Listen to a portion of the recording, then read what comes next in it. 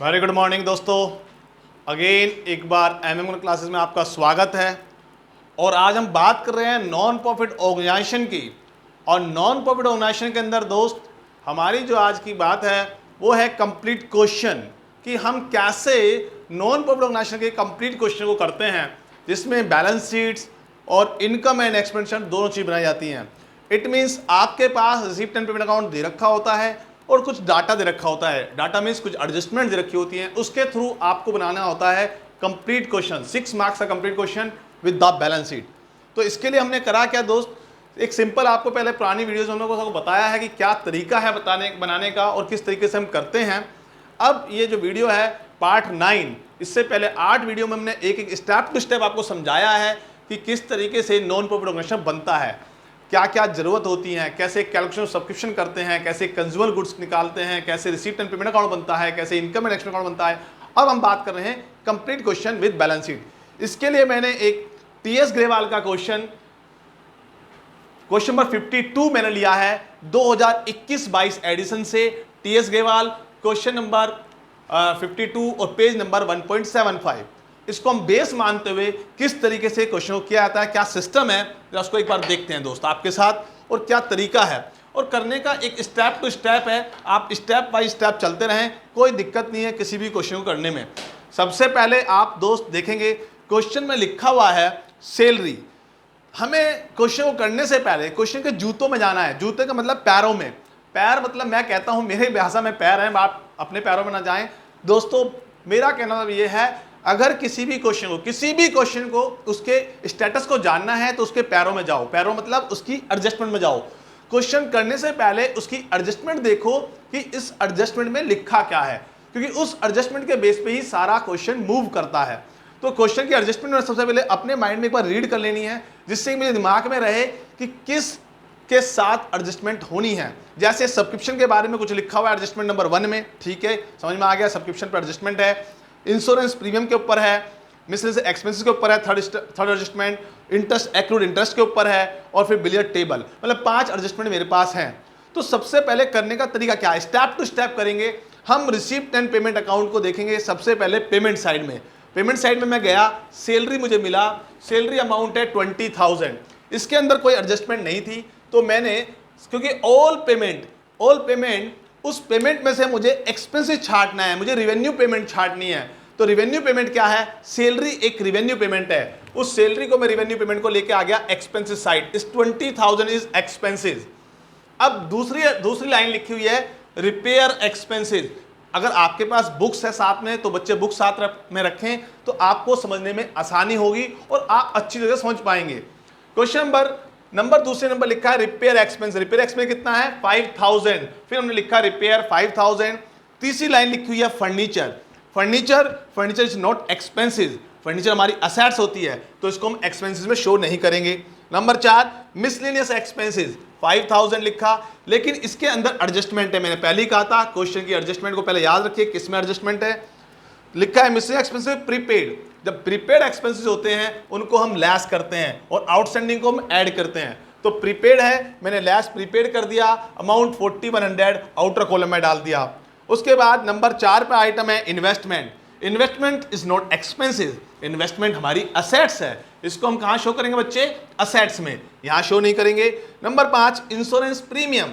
Insurance premium के बारे में एडजस्टमेंट है। क्या एडजस्टमेंट है, इंश्योरेंस प्रीमियम 400 रुपए आउटस्टैंडिंग है। आउटस्टैंडिंग को क्या करते हैं बच्चे, आउटस्टैंडिंग को हम ऐड करते हैं, क्योंकि एक्सपेंसिस इस साल का है, दिया नहीं है, इसलिए इसको ऐड कर लेंगे। इंश्योरेंस ऐड कर लिया, ऐड आउटस्टैंडिंग इंश्योरेंस 2400।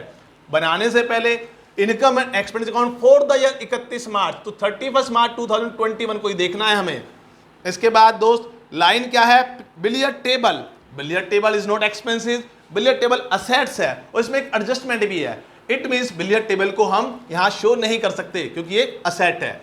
इसके बाद दोस्त लिखा है paper ink. Paper ink is expensive, normal expenses है, ड्रामा एक्सपेंसेस है। उसके बाद लिखा है बच्चे bank balance. Bank balance it's not your expenses, ये तो पैसा बचा हुआ है तो मतलब तुम्हारी असेट्स है। अब आपका एक्सपेंसेस का पार्ट कंप्लीट हुआ, चलते हैं आप रिसिप्ट साइड में। रिसिप्ट साइड में लिखा हुआ है सबसे पहले cash and bank, opening balance है। ओपनिंग बैलेंस बच्चे ना तो आपकी इनकम है ना ही आपका एक्सपेंसेस है। इट मीन्स आपके पास शुरू में रखा हुआ पैसा है, वो शुरू की असेट्स है, उसको हम यहाँ इनकम में शो नहीं कर सकते। Second line donation. डोनेशन बच्चे इनकम है हमारी, डोनेशन क्योंकि एक रूटीन पर्पस में, रूटीन में हमारे पास पैसा आता है, वो हमारी रेवेन्यू होती है, डोनेशन रेवेन्यू है। उसके बाद दोस्त सब्सक्रिप्शन। सब्सक्रिप्शन के बारे में एडजस्टमेंट है। क्या एडजस्टमेंट है? नीचे लिखा हुआ है दोस्त, पहली एडजस्टमेंट में लिखा हुआ है subscription in errors for the year ended 31 मार्च 2021 9,000, मतलब 9,000 का सब्सक्रिप्शन आना बाकी है, आना बाकी है। Outstanding subscription of current year we will added.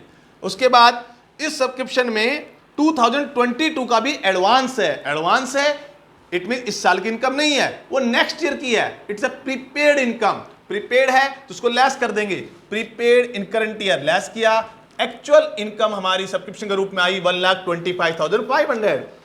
इसके बाद दोस्त एंट्रेंस फीस, एंट्रेंस फीस 10,000।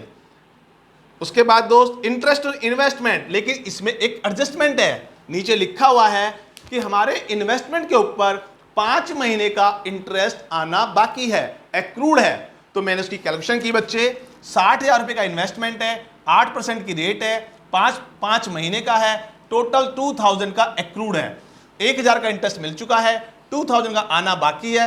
ये एक्रूड इनकम है, मेरी इनकम है, अर्न बट नॉट रिसीव्ड, कमा चुका हूं इसलिए ऐड कर लूंगा, टोटल इंटरेस्ट 3,000 का। इसके बाद दोस्त interest received from bank, bank से मुझे इंटरेस्ट मिला है, ये मेरी रेवेन्यू है, इसको लिख देंगे interest received from bank.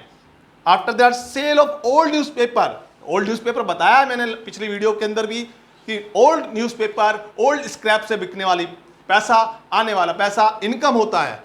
Cell of old newspaper income लिख लेंगे दोस्त। सेल ऑफ ड्रामा टिकट, हमने ड्रामा टिकट को ड्रामा वगैरह कराया है, उसके टिकट्स बेचे हैं, उससे इनकम हुई है, वो भी इनकम साइड लिख लेंगे। रिसिप्ट साइड का पार्ट खत्म, एडजस्टमेंट में कोई भी लाइन छूटी नहीं है। अब करना क्या है दोस्त, मैंने इस साइड का इनकम साइड का टोटल किया, टोटल जो आया 2,04,500 आया। इस टोटल में से इधर वाले टोटल को मैंने लेस कर दिया। जब this total minus this total, जो डिफरेंस अमाउंट है इट्स कॉल्ड सरप्लस, ये मेरा बैलेंसिंग फिगर आ गया। दोस्त मैंने राउंड किया हुआ है, आपको राउंड नहीं करना है, इसको सब निकालना है, ये सरप्लस है, सरप्लस इज बैलेंसिंग फिगर है। अब मेरा इनकम एंड एक्सपेंडिचर तैयार तो हो गया, लेकिन क्वेश्चन में मांगता है बैलेंस शीट। बैलेंस शीट कौन सी? एज ऑन 31 मार्च 2021, ठीक है, 31 मार्च की बैलेंस शीट बना लेते हैं। तो बैलेंस शीट बनेगी कैसे, क्या सिस्टम है? बहुत सिंपल तरीका।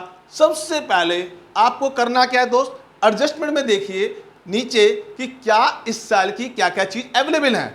जैसे सबसे पहले मैं गया, अगर मैं एडजस्टमेंट में जाता हूं, या एक सबसे बढ़िया तरीका, आपके पास कैपिटल गिवन है क्या? कैपिटल तो गिवन नहीं है। अब कैपिटल गिवन नहीं है, जिस क्वेश्चन में कैपिटल गिवन नहीं होगी उसके अंदर आपको क्या बनाना पड़ेगा? ओपनिंग बैलेंस शीट बनानी पड़ेगी। मतलब साल के शुरू में आपके पास कितनी कैपिटल थी, आपको मालूम होगा 11th क्लास में मैं पढ़ा था, assets minus liability is equal to capital. तो हमें देखना होगा बच्चे कि साल के शुरू में मेरे पास क्या क्या असेट्स थी और शुरू में क्या क्या लायबिलिटी थी। तो साल के शुरू की असेट्स और लायबिलिटी को हम देख लेंगे तो उसके डिफरेंस से क्या निकल जाएगा? कैपिटल। इसके लिए हम बनाएंगे ओपनिंग बैलेंस शीट। तो सबसे पहले हम ओपनिंग बैलेंस शीट बनाएंगे। ओपनिंग बैलेंस शीट को हम पहले नहीं बना रहे, शो तो हम बना पहले रहे हैं, लेकिन इसको वर्किंग नोट टाइप में बना रहे हैं। इट मीन्स नीचे, क्योंकि क्वेश्चन में जो डिमांड है हमें बनाना डिमांड के हिसाब से है। क्वेश्चन में लिखा था prepare income and expenditure account and balance sheet 31 मार्च 2021। तो ये चीज हमारे पास ऊपर होनी चाहिए, और इसके लिए जो चीज चाहिए उसको हम वर्किंग नोट में बनाएंगे। तो हमारी सबसे पहले बैलेंस शीट बनेगी एक किस्म से वर्किंग नोट में, इसको बोलेंगे हम ओपनिंग बैलेंस शीट। तो बैलेंस शीट 1 अप्रैल 2020 में, इट्स द लायबिलिटीज एसेट्स। अब देखा दोस्त मैंने रिसिप्ट एंड पेमेंट अकाउंट में सबसे शुरू में लिखा हुआ है मेरे पास कैश था 1,40,000 का।